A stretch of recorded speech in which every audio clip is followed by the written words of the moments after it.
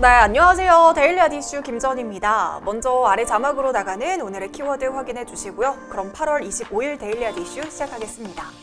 먼저 간밤 뉴욕 증시에서 주요 지수는 코로나 치료제 승인 소식에 일제히 상승하면서 마감했습니다. 이날의 첫 번째 미 증시 이슈는 코로나19 백신 개발에 대한 기대감입니다. 코로나19 확산이 가파르게 진행되고는 있지만 뉴욕 증시는 계속된 상승세를 이어가고 있습니다. 치료제와 백신에 대한 기대가 높아졌기 때문입니다. 이날 나스닥과 S&P 500 지수는 최고치를 경신했습니다. 어제 코로나19에 대한 혈장 치료 긴급 승인 소식이 전해지면서 투자 심리가 개선된 건데요.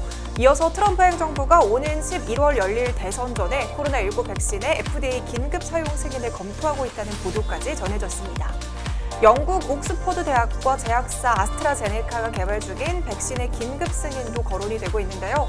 일반적인 절차를 건너뛰고 최대한 신속하게 해당 백신을 미국에서 사용할 수 있는 방안을 찾고 있는 상황입니다. 예상되는 승인 시점은 9월에서 10월 정도고요. 오는 11월 대선 전까지라는 점은 분명해 보입니다. 한편 미국의 코로나19 신규 확진자도 약 2달 만에 최저치로 떨어지면서 조금씩 개선이 되고 있는 상황입니다. 존스홉킨스 대학의 집계 결과 전일 미국의 신규 확진자가 3467명에 그치면서 6월 말 이후 가장 작은 규모를 기록했습니다. 이렇게 치료제와 관련한 긍정적인 소식들이 이어지면서 이날 항공주와 크루즈주들이 상승세를 보였는데요. 아메리칸 에어라인은 10% 넘게 상승했고요. 유나이티드 에어라인도 9.9%, 사우스웨스트 에어라인 역시 6.4% 일제히 상승했습니다. 네, 두 번째 미 증시 이슈는 중국 틱톡의 소송 제기입니다. 중국의 공유 동영상 앱 틱톡에서는 미국 내 틱톡 사용 금지 명령에 대응하기 위해서 소송을 제기했습니다. 틱톡이 미국 로스앤젤레스 연방법원에 트럼프 대통령과 미국 상무부, 월버로스 상무장관을 상대로 고소장을 제출했는데요. 미국 정부가 불법적으로 기업의 법적 권리와 이익을 침해하고 있다고 말하고 있습니다. 이어서 정부를 고소하는 것은 가벼운 일은 아니지만 행정명령으로 인해서 미국 사업 운영이 금지될 위험에 처해 있어서 조치를 취할 수밖에 없다고 검토하고 있는데요. 중국 정부도 미국의 움직임에 강하게 반발하면서 틱톡의 소송을 지지한다고 밝혔습니다. 네, 마지막 미 증시 이슈는 연준 연설의 주목입니다. 이번 주 목요일에는 연준의 연설이 예정이 되어 있습니다. 제롬 파월 연준 회장은 이번에 연준 통화정책 접근법과 목표에 대해서 발표할 예정인데요. 코로나19 사태로 전 세계 주요 중앙은행 총재 등을 상대로 화상회의가 이루어질 예정입니다. 일단 애널리스트들은 연준이 금리를 올리기 전에 인플레이션 목표치를 지속해서 오버슈팅할 수 있도록 정책 틀을 수정할 수 있을 것으로 예상을 하고 있고요. 물가가 현재 목표인 2%를 넘어서 과열될 경우에도 일정 기간 동안은 금리를 올리지 않을 것이라는 점을 명시적으로 밝히는 이른바 평균 물가 목표제가 거론되고 있습니다. 네, 오늘 국내 증시는 코로나19 기대감이 작용하면서 코스피가 장 초반에 2340선을 돌파했습니다. 코스닥에서도 개인의 사자세가 나타나면서 820선을 넘겼는데요. 이어서 오늘 테마 동향을 살펴보시면 강세를 보인 테마로는 코로나19 관련주 중 혈장 치료제, 그리고 조선 기자재와 타이어, 그리고 줄기세포 관련 테마였고요. 약세 테마로는 인터넷 대표주와 일부 주류업 등의 테마였습니다. 네, 자세한 장마감 지수는 화면으로 살펴보시죠. 네, 그럼 오늘의 국내 경제 이슈 알아보겠습니다. 오늘의 국내 경제 이슈는 2차 재난지원금입니다. 코로나19가 재확산되면서 2차 재난지원금 이야기가 나오고 있습니다. 정치권과 정부가 2차 긴급 재난지원금 지급과 이를 위한 4차 추가 경정 예산안 편성을 논의하고 있는 가운데 이번에도 전 국민에게 지원금을 지급해야 한다는 주장과 전 국민 지급은 힘들다는 의견이 대립하고 있습니다. 지난 5월에 지급됐던 1차 재난지원금 14조 원 중 소비로 이어진 효과는 5조 원 내외에 그쳤던 것으로 분석되기 때문인데요. 지급된 14조 원 중 7조 원가량은 당초 지출할 예정이었던 소비를 대체하면서 저축으로 옮겨갔다는 해석입니다.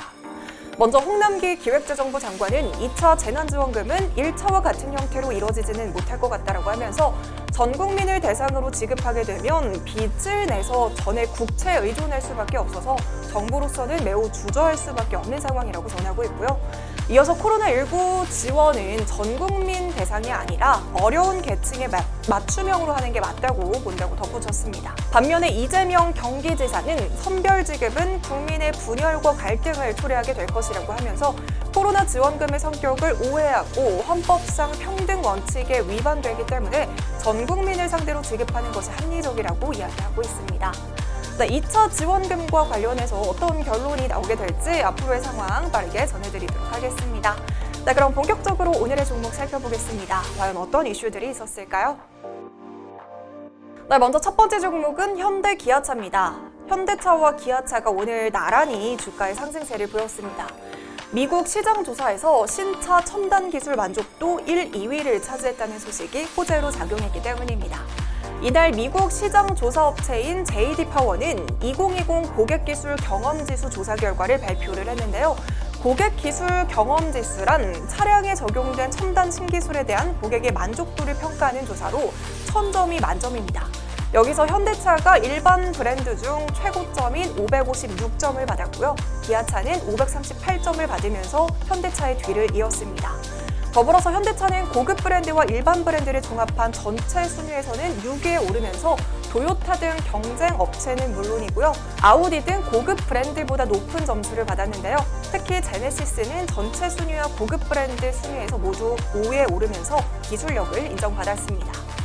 고객 만족도뿐만 아니라 지난 23일에는 현대자동차가 미국 고속도로 안전보험협회 충돌 안전성 평가에서 일본 스바루와 함께 가장 높은 평가를 받았는데요.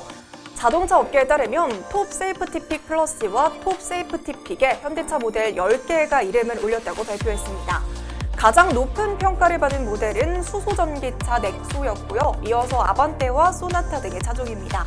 최근 현대차에서 수소전기차를 비롯해서 다양한 미래 먹거리 산업에 적극적으로 진출하고 있는 가운데 이렇게 가시적으로 세계적인 입지를 다지고 있는 것을 확인을 했습니다. 더불어서 현대차와 기아차는 주요국들의 경제활동이 정상화되어가고 있는 상황에서 하반기부터 이연 수요와 신차 효과 등을 통해서 주요 시장 내 점유율 확대가 기대되고 있는데요. 김동하 하나투자증권 연구원은 신차 효과와 제네시스 판매 증가에 따른 수익성 개선과 친환경차 성장 본격화로 기업가치 제고가 기대된다고 분석하고 있습니다.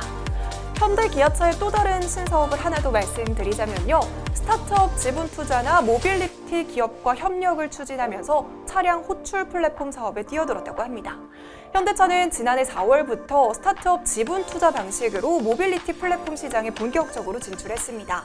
특히 자율주행 교통 시스템 스타트업인 포티투닷에 투자를 하면서 포티투닷과 함께 다양한 자율주행 이동 수단을 하나로 통합해서 차량 호출과 공유, 자율주행 택시, 스마트 물류와 음식 배달 등을 아우르는 도시명 모빌리티 통합 플랫폼을 만든다는 계획을 내놓기도 했습니다.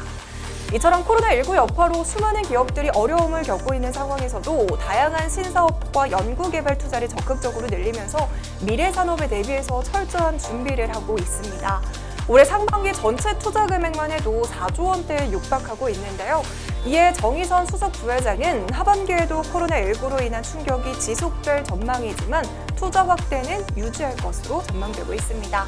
네, 이런 소식들을 오늘 현대차는 장중에 5% 넘게 오르면서 17만 원대를 돌파했고요. 기아차 역시 7% 넘는 상승세에 44,000원의 고점을 찍으면서 나란히 동반 상승세를 보였던 하루였습니다. 네, 두 번째 종목은 파맵신입니다. 파맵신이 삼성바이오로직스와 질환성 신생혈관 치료용 후보물질의 위탁 개발 생산 계약을 체결했다고 밝히면서 오늘 상한가에 도달했습니다. 파맵신은 연구 중심의 항체 치료제 개발 기업인데요. 바이오 신약을 연구 개발하고 기술 이전 등을 통해서 수익을 창출하고 있습니다. 이번에 위탁 계약 개발 생산을 하는 후보 물질은 질환성 신생혈관 치료용 후보 물질로서 혈관 생성을 촉진시켜서 혈관벽에 구멍이 나거나 제대로 연결이 되었지 않은 비정상적인 혈관 기능을 정상화하는 물질입니다.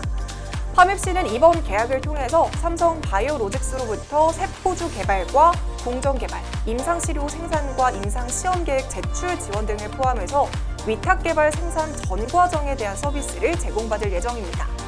더불어서 이번 후보 물질을 코로나19의 주요한 합병증인 급성 호흡곤란 증후군을 포함해서 급성 콩팥 손상이나 급성 폐 손상, 당뇨병성 족부 질환, 출혈성 쇼크 등 다양한 분야의 치료제로 개발할 수 있을 것으로 기대하고 있고요. 2022년쯤에는 안질환을 적응증으로 하는 글로벌 일상을 진행할 예정입니다. 또한 최근에 파맵시는 미국 국립알레르기 전염병 연구소와 공동 연구 협약을 체결했는데요. 전신 모세혈관 누출 증후군에서도 이번 삼바와의 위탁 개발 생산 계약을 맺은 후보 물질의 효능을 평가하는 전임상을 진행할 예정이라고 합니다. 파맵신에서는 삼성 바이오로직스와의 협력을 계기로 앞으로 더욱 다양한 혈관 질환을 치료하기 위한 연구 개발에 박차를 다하겠다고 덧붙였습니다. 자, 이렇게 오늘은 현대기아차와 파맵신 소식으로 데일리아드 이슈 마무리하겠습니다. 자, 오늘도 시청해주신 모든 분들 고맙습니다.